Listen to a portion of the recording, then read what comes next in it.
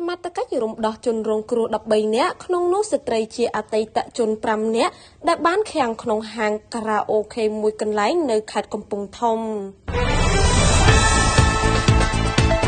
លោកស្រីឧត្តមសេនីយ៍ត្រីកងកយស្នងការរងនគរបាលខេត្តកំពង់ធំទទួលផែនការការងារប្រឆាំងការជួញដូរមនុស្សនិង Gender និងសម្របសម្រួលនីតិវិធីសាលាដំបងខេត្តកំពង់ធំកាលពីថ្ងៃទី27ខែវិច្ឆិកាឆ្នាំ2025បានដឹកនាំកម្លាំងចុះបង្ក្រាបករណីចារកម្មហាងខារ៉ាអូខេមួយកន្លែងជ្រកក្រោមយីហោមលុបលៀបស្ថិតក្នុងភូមិដូងឃុំបាឡាត់ស្រុកបារាយខេត្តកំពង់ធំលទ្ធផលនៃកិច្ចប្រតិបត្តិការសមត្ថកិច្ចជំនាញបានធ្វើការឃាត់ខ្លួនជនសង្ស័យម្នាក់ឈ្មោះវីសុខីភេទប្រុសអាយុ43ឆ្នាំមានទីលំនៅភូមិដូងឃុំបាឡាត់ស្រុកបារាយ